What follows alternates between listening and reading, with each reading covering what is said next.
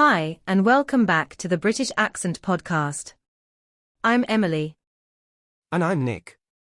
Today we're exploring something that might sound familiar if you speak more than one language, that moment when you're in the middle of a sentence and suddenly switch languages. Without thinking, without planning, it just happens. And maybe you don't even notice until someone points it out. You're halfway through a thought in English and then, boom, your brain grabs a word from your native language, or vice versa. It might feel messy, or even wrong, but honestly, it's a fascinating part of how multilingual minds work.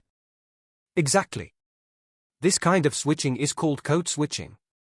And while some people assume it's a sign of confusion or lack of fluency, it's actually the opposite. It shows how flexible and dynamic your brain really is. Because what your brain is doing in that moment is choosing the word that feels the most efficient, the most expressive, or just the most available. It's not about forgetting, it's about choosing from a wider toolbox. And for bilinguals or multilinguals, that toolbox is rich. Your mind has access to different sounds, meanings, emotions, all stored across different languages. And code switching is one way your brain blends them together to communicate something more naturally. What's also really interesting is how code switching reflects identity. Sometimes people switch languages depending on who they are talking to, or what they are talking about. For example, someone might speak English at work, but switch to their native language when talking about childhood memories or family. Yeah, because certain ideas just belong in a particular language emotionally. Language carries culture, history, tone, and the switch often shows where you feel safest, or what feels most you, in that moment. And it's not random either. Most bilingual speakers follow patterns. You might switch at the start of a phrase, or only when quoting someone, or when a word just doesn't have a perfect translation. Your brain knows where to flow. Which means your brain isn't confused, it's smart. It's adapting in real time, finding the most expressive route through your thought process. And the fact that it can jump between systems so smoothly. That's seriously impressive. And it also tells us a lot about how deeply languages are connected inside the brain. They're not stored in little boxes, completely separate from one another. They overlap. They interact. They influence each other. Right, your brain doesn't shut one language off and turn another one on like flipping a light switch. It's more like adjusting the volume. One language might be louder in certain settings, but the others are still playing in the background. And that's why sometimes, even when you're speaking English fluently, a word from your first language just slips in.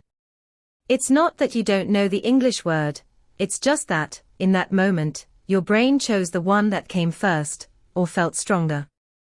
Or funnier. Or more emotional. Or more precise. Because not every word has an exact twin in another language. And sometimes a phrase from your mother tongue just captures the feeling better, even if you're surrounded by English. There's also something really social about code switching.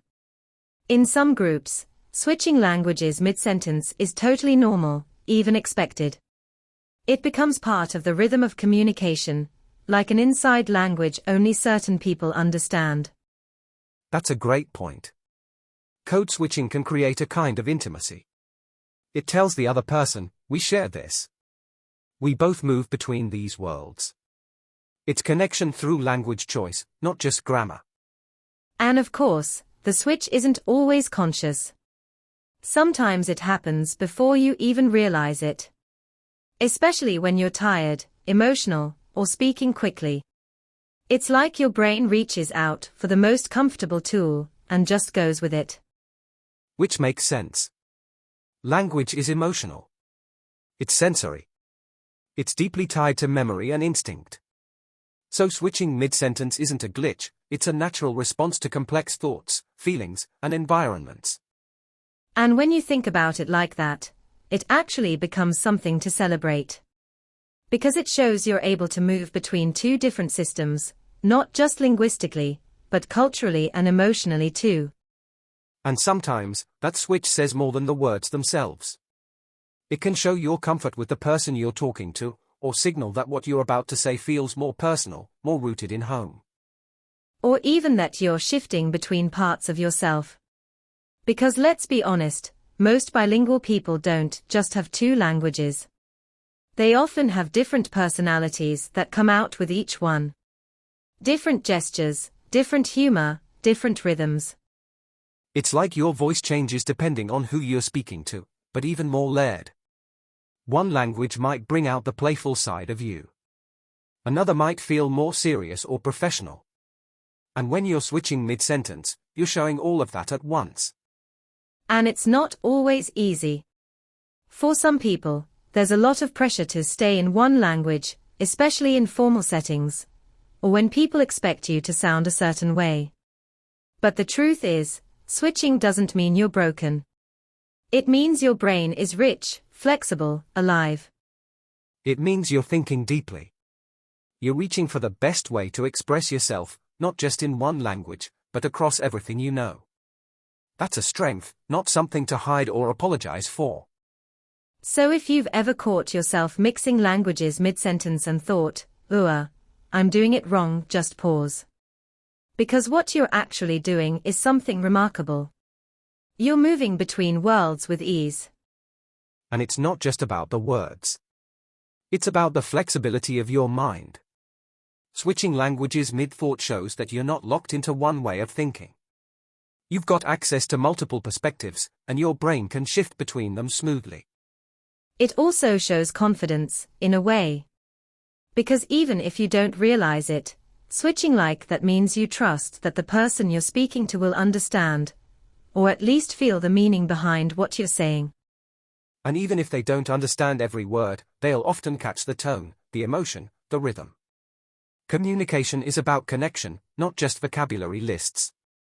And language mixing can actually make things more human, not less. Sometimes we think we have to keep languages in perfect boxes, like English here, my first language there, and never let them overlap. But life's not that tidy. Our thoughts aren't tidy. So why should our speech be? Exactly. It's okay if English and your native language blend sometimes. That blend is a reflection of who you are. You're not one or the other, you're both. And when those languages come together in one sentence, that's your voice. That's your mind at work. And it's a sign that you're doing something beautiful, not just learning a language, but living in it. Letting it weave into your identity, your emotions, your way of expressing the world. So the next time you catch yourself mid-sentence, suddenly jumping between languages, maybe instead of correcting yourself, just notice it. Smile, maybe. Because that moment? That's bilingual magic.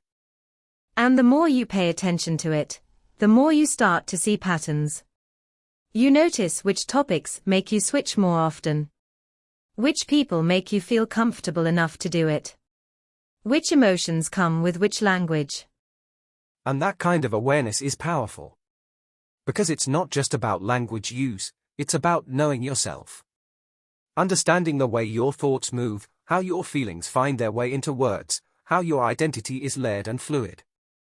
And maybe that's one of the most beautiful things about speaking more than one language. You realize that you're not fixed. You're constantly shifting, adapting, choosing. And your language reflects that, in real time, in real life. So instead of trying to hide it, or feeling embarrassed, let it teach you something. Ask yourself, why did I switch just then? Was it comfort? Emotion? Simplicity? Memory? There's often something deeper there. Sometimes the switch happens because a word in your native language carries an emotion English doesn't. Or maybe you grew up saying that phrase to someone you love. Or maybe it's just your way of holding both parts of your life in the same sentence.